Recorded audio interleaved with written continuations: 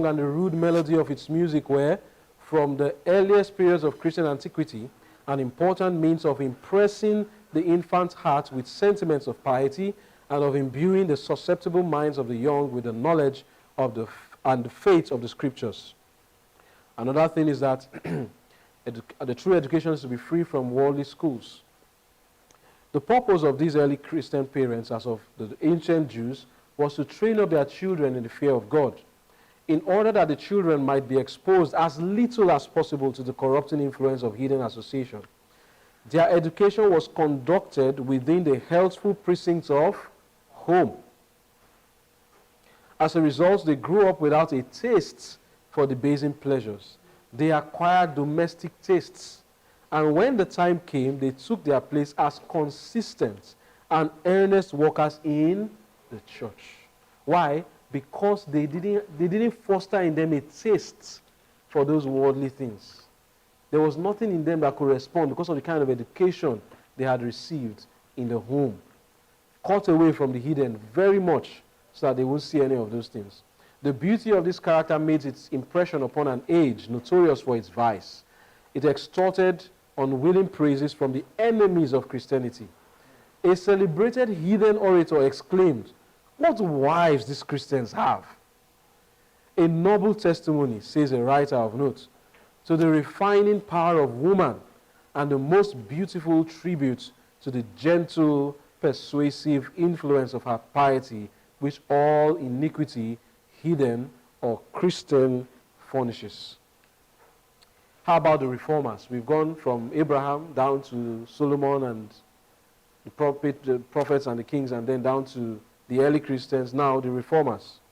The early reformers realized that they could not hope to succeed if their children were educated by Roman Catholic teachers. Luther says that the Bible must be studied, teachers must be provided, schools must be established. He felt that to strengthen the Reformation, it was requisite to work on the young, to improve schools and to propagate through Christendom the knowledge necessary for a profound study of the Holy Scriptures. This accordingly was one of the subjects of his life.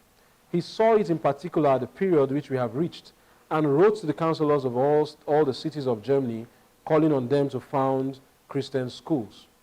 Now let us see how education, false education, is linked to the receiving of the mark of the beast.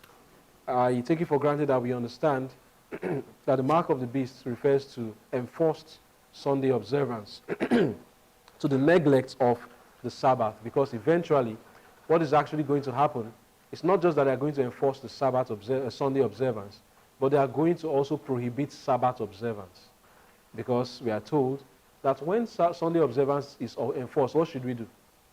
Fight it? Go in with the flow. Rest on Sunday.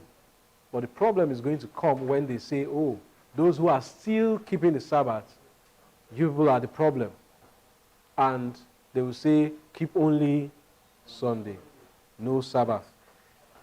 So, education and the mark of the beast, how are they linked? Still on that same pamphlet, 81, page 37, paragraph 2.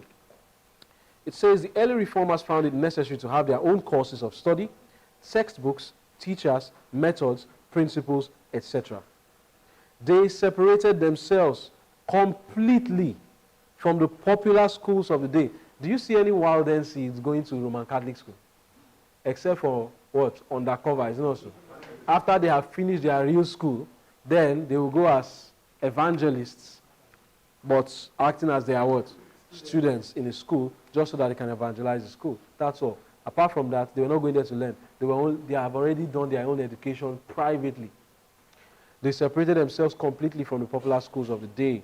It required what? Courage. You know, some parents will be thinking now, man, can I do this? It requires courage, as it required courage and faith in those days to take such a stand.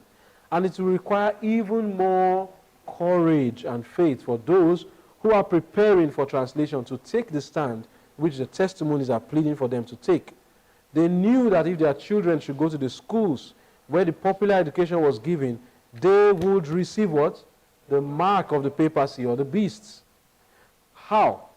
Like this. If those who are willing, those who are living up to the light at the present time will see even more clearly that if their children continue to go to the popular schools, they will receive such principles as will compel them to assist in giving life to the image to the beast.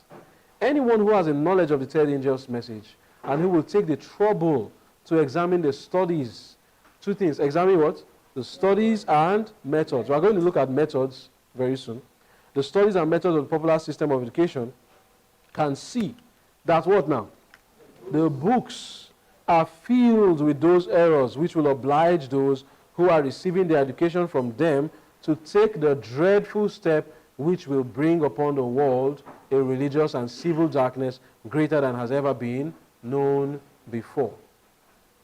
So how is education, the popular schools, leading children to receive the image or receive the mark of the beast?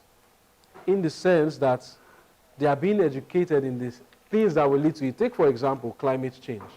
Now, they are infusing into the textbooks the teaching that the climate is doing what? It's changing. But what is the solution? That they have to reduce emission of carbon dioxide and the gases that are greenhouse gases. But how can you reduce it if you don't stop people from working? You have to stop people from working to reduce it. So let's have one common day when none of us will not work. And what day is that? Sunday.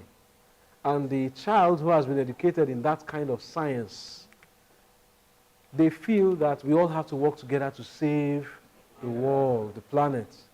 And so, by receiving such an education, they will be the proponents of the same mark of the beast, because it has been taught to them in the schools and it has been infused into their curriculum. Complete separation. The command found in Revelation 18 verse 4, come out of her, my people, means, what does it mean? To come out of those institutions which will place in the minds of our young people principles which are apt to make them join the class of worshippers, of which we read in 2 Timothy 3 verse 5. That is, having a form of godliness, but denying the power thereof. As faithful watchmen, we should be just as desirous. Take note of this. As faithful watchmen, we should be just as desirous of getting our children out of what? The popular schools, as we are to call the older people out of the popular churches. The popular churches are only a product of what? Worldly education. So to get at the root of the matter, we must separate ourselves from that which creates the condition in which all the religious world at present finds itself. The spirit of prophecy tells us that one branch of the work will never cease. Evangelism is going to cease in eternity, right? But one branch that will continue forever and ever is what? Education. It will never stop. It is the foundation of most of the reforms. Under education, you receive the evangelistic training. Under education, you receive the training for health reform. Under education, you receive the training as a canvasser. You receive the training as a restaurant owner or health food store, the one who runs it. It is education that is the basis for all other branches of the work. And even the church today is a product of the school. So come out of her, my people, should start from where? The school. Not even the church. The school that produced the church and the people who are running those churches, that is where we need to lay the axe to the root. Check any theologian who goes to any of these worldly schools. Some of our leaders, presidents, have gone to these schools, and check the kind of things they promote where they have gone to the worldly schools. There was a time in our history in 1955 when that book came out, Questions on Doctrine, that rocked the church. What caused it? Because our pastors, our leaders in the church had started attending which kind of schools? The schools of the world, to receive training concerning the Word of God. And they started to challenge the foundational pillars of our faith, saying things like there's no sanctuary, no 2,300 days, that it was just a hangover from William Miller. Ellen White is no theologian, she is this, she is that. We can't receive education from a woman with only third grade education. Why? Because to them, they could now see. But since they said they could see, they remain what? Blind. But the root of the problem was where they received their education. That was where the problem was from. The place they received their education is what corrupted our church. So the church really is not where the people are to come out of. Come out of how my people? Come out of what? The schools. That's where we should come out of. For the children, my subject principally was that the smaller children should not be neglected. This work is fully as essential as the work for the older pupils. For many years, my attention has been called to this phase of work. Schools should be established where children receive proper education. From the teachers in the public schools, take note now. From who? The teachers in the public schools. They receive what? Ideas that are opposed to the truth. But further than this, they receive a wrong education by associating with who? Children that have no training, that are left to obtain a street education. Satan uses these children to educate children that are more carefully brought up. Before Sabbath-keeping parents know what evil is being done, the lessons of depravity are learned. The souls of their children are corrupted. How many of us can testify to this in our lives? Of the influence of friends. Your parents didn't teach you wrong, but in school, your friends introduced you to something that you would never have known, were it not to be that you met this person. That's one problem with the school. It's not just the teachers, but the teachers are part of it, but even the students they are mixing with. So what is the thing that is going on in these popular schools that is being complained about? So I just want to show us some of these things being referred to.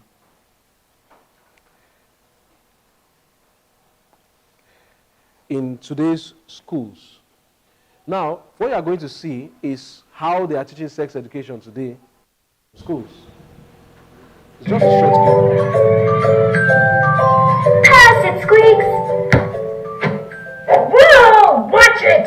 You almost hit me in the pee-pee! What's so funny, you two? He said pee-pee. Do you notice that when you say pee-pee, you giggle, but when you say penis, you say it in a serious voice? I never noticed that before. Some children and adults feel uncomfortable when they talk about their private parts, so they make up cute or funny names for them. What's one for a girl's private parts? Vajayjay! But what does Scoops mean when he says vajayjay? He means vulva. That's right, Kayla. It's important to use the proper words for our private parts. Why? Because our private parts are just as amazing as our hearts, lungs, brains, or any other of our amazing body parts. But our hearts pump blood, our lungs breathe, and our brains think. All our private parts do is pee. That's not entirely true, Scoops. It is true that a person pees or urinates through a hole called the urethra in the penis. Does everyone have a urethra? They do. It can be harder to see, but girls have a tiny hole in the front of the vulva where urine comes out from their urethra. Urination is actually very important. It helps us get rid of waste, stuff our body doesn't need.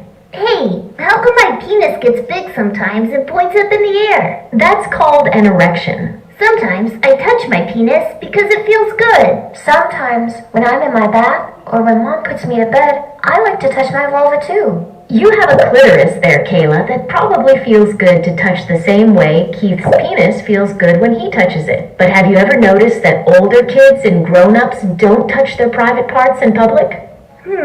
They don't? That's right, Keith. It's okay to touch yourself and see how different body parts feel, but it's best to only do it in private. Well, if private parts are so special, why do you cover them up? Because they are private, silly. That's right, Kayla, because they are private. Hey, Squeaks, pass it. Okay, that's just... Huh?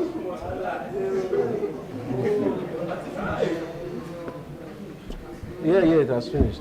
But you see how they are mixing truth and error together, right? And teaching them damnable heresies. And this is... So, do you know who it's shown to? First graders. That's who this video is for. Education for first graders. Yes. Like primary 1. Or even nursery, nursery 1 actually. That's what they are teaching them. You've not seen anything yet. Just wait. You'll see more. A family can be made up in many different ways. It's called SOGI, for Sexual Orientation and Gender Identification, a curriculum that teaches public school students across Canada to celebrate the homosexual lifestyle and that gender is fluid. In other words, your gender is not dependent on what parts you were born with,